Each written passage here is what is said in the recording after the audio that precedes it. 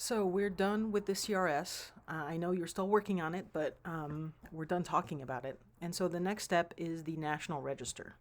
There is a lot to say about the National Register, and today I'm just going to scratch the surface and try to tell you a little bit about the general features of it and how you're going to write a nomination. Now, the actual details of how you're going to write that nomination is going to be the topic of basically the rest of the semester. So, we're going to dig a lot deeper in a lot of these topics as we move forward. Let's get started. So, what does listing on the NR do? And the basic answer is not much. So, all on its own, listing on the National Register doesn't do a whole lot. For one, it's entirely voluntary. And for another, it doesn't limit any property rights at all. However, there are a few things where being listed on the National Register does help. The first is possible tax benefits. Now, the tax benefits, honestly, are extremely limited, and for one, they don't apply to single family residential housing. Still, though, it does have potential tax benefits. It can also increase property values, although that's a complicated process as well. We'll talk about that a little bit later in the semester. The big thing, though, of course, is prestige, and people get very excited about getting that bronze plaque on their house. But in planning, I know I've mentioned a few times that being listed on the National Register is really important. And that is because being listed as an individual property does basically nothing. But being listed as a district, as part of a district, makes a huge difference. Because, as you should remember from 209, zoning needs to be based on facts, needs to be based on data. So if you want to create an overlay zone, a zone with more limited rights, basically, for property owners, so that they have to obey certain rules, you need to create that overlay zone. To create that overlay zone, you need the rationale. That rationale is the National Register nomination for that district. So, in that sense, yeah, being listed on the National Register does have a huge impact, just not in the way that most property owners actually think. And again, we will talk about that more in detail later on in the semester. So, how does a property actually get listed? It's a super complex process, and I was trying to find a way to show it on a single page, and the only place where I found it was on this Hawaii SHPO document where they had this infographic, and honestly, it kind of shows you how complex this process is. So basically, it starts, of course, with a field survey, and then you talk to the SHPO. And then it gets sent to the board, and they meet and they decide, and then it goes back to the SHPO. Actually, first it goes to the advisory council for them to rubber stamp it at the federal level. Then it goes back to the SHPO, and then it's listed on the National Register. All this to say, it's a super long process. It takes a long time, and it's very opaque. So basically, you send it to the SHPO, and then it's like a black hole, and then a while later you hear back. All right. So in theory, this stuff should be very, very clear. In practice, it is absolutely not clear at all. Right. So the listing itself really depends on two things.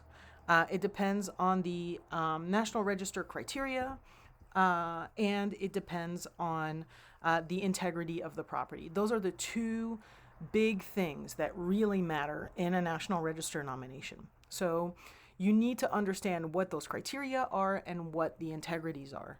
So let's start with the criteria.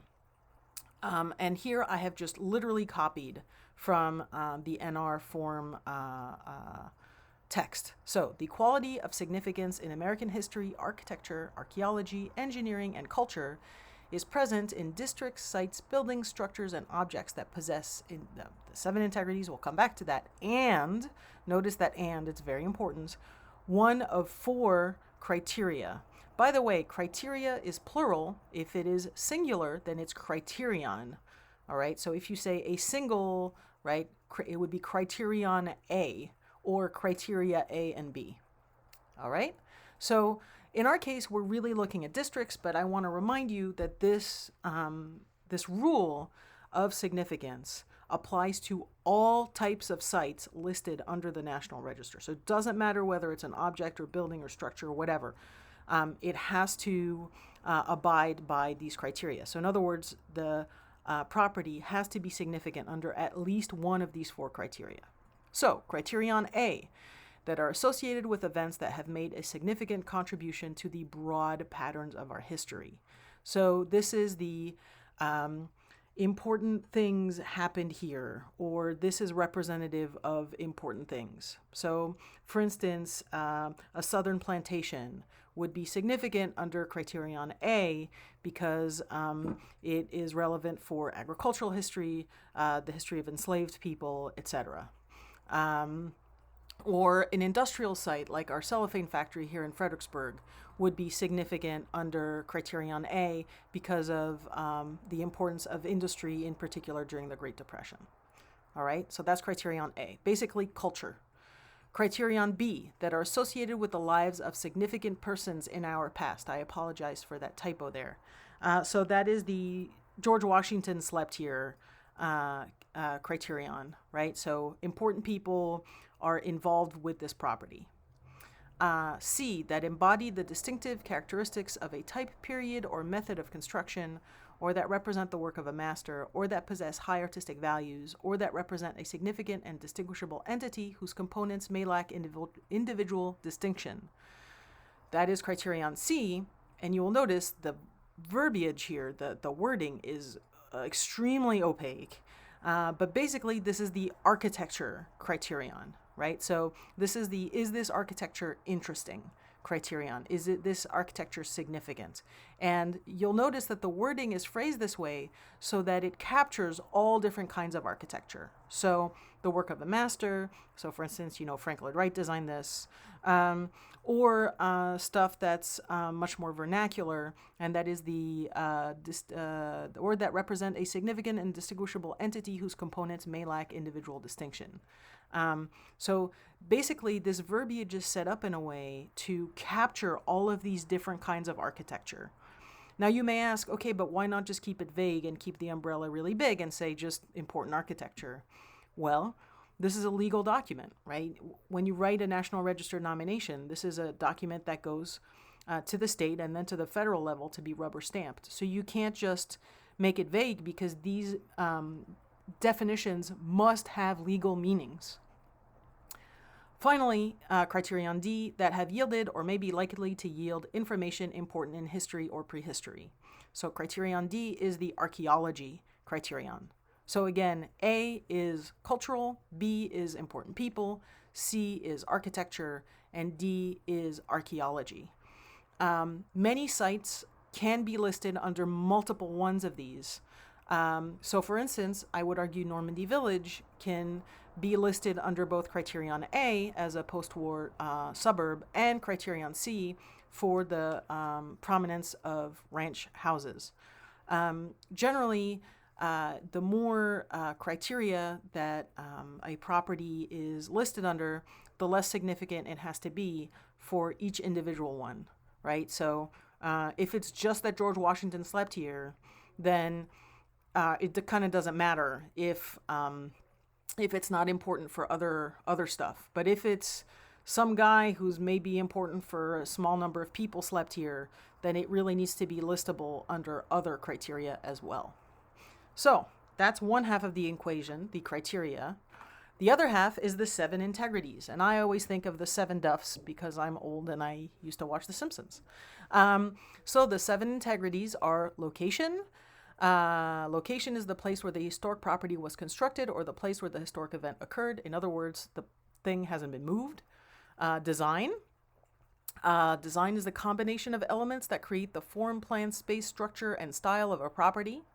Setting is the physical environment of a historic property. Materials are the physical elements that were combined or deposited during a particular period of time and in a particular pattern or configuration to form a historic property.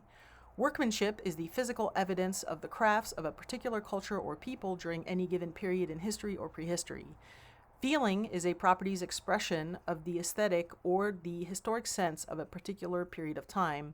And association is the direct link between an important historic event or person and a historic property. Again, you will notice that the language is very obtuse here. very complex. And that is because, again, this is a legal document. So as a result, it's set up so as to be both inclusive, but also where you can't like slip stuff in when it shouldn't be included.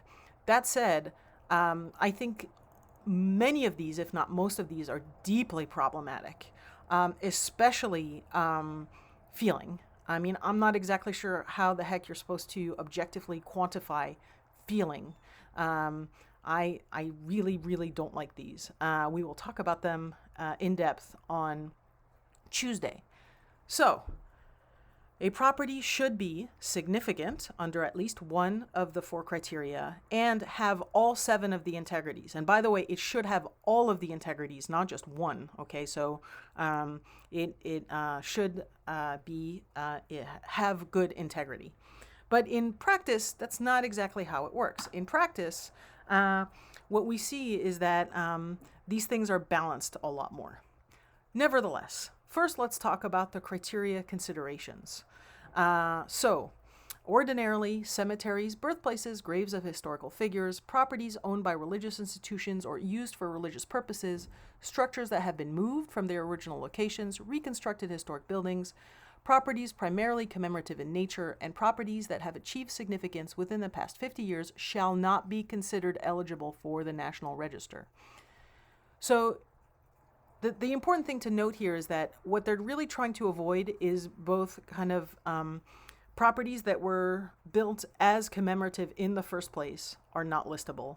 And number 2, that cemeteries, graves, churches, anything that's associated with religious organizations, by and large, is going to be left out, and that's because of the First Amendment. It produces all sorts of problems in terms of the First Amendment because you can't really tell churches what to do with their properties. I mean, you can, but you have to really, really back it up because you need to show that you're not infringing on religious freedom.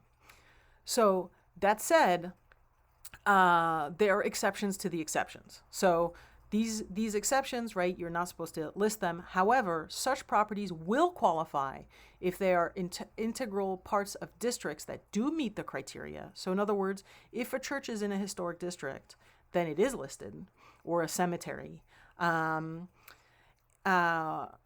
But also if they fall within the following categories. So here's the second part of the criteria considerations. And again, I apologize for the extremely long list, but a religious property deriving primary significance from architectural or artistic distinction or historical importance, or a building or structure removed from its original location but which is primarily significant for architectural value, or which is the surviving structure most importantly associated with a historic person or event, or a birthplace or grave of a historical figure of outstanding importance if there is no appropriate site or building associated with his or her productive life, or a cemetery that derives its primary importance from graves of persons of transcendent importance, from age, from distinctive design features, or from association with historic events, or a reconstructed building when accurately executed in a suitable environment and presented in a dignified manner as part of a restoration master plan, and when no other building or structure with the same association has survived, or a property primarily commemorative in intent if design, age, tradition, or symbolic value has invested it with its own exceptional significance, or a property achieving significance within the past 50 years if it is of exceptional importance. So these exceptions to the exceptions are basically saying, okay, well, usually we wouldn't list these buildings or sites or whatever, except if they're super duper extra important. And you probably noticed in my voice that I am not pleased with the language that is being used here because it is so incredibly subjective. I'm not exactly sure what transcendent means and how you're supposed to measure that, or what is a suitable environment and presented in a dignified manner, or exceptional significance, exceptional importance. I mean, all of this stuff is so subjective. What it's what it's really showing you is, yeah, so this is a legal thing, and so all the words have to be definable theoretically, and it has to pass muster. But fundamentally, this is also a political thing. right? Being listed on the National Register is something that is done for largely political reasons, and things are turned down for political reasons all the time. So let's talk about how this stuff actually works. Well, in theory, you're supposed to have both very high significance and very high integrity. Actually, you know what? I'm going to pause for a second here.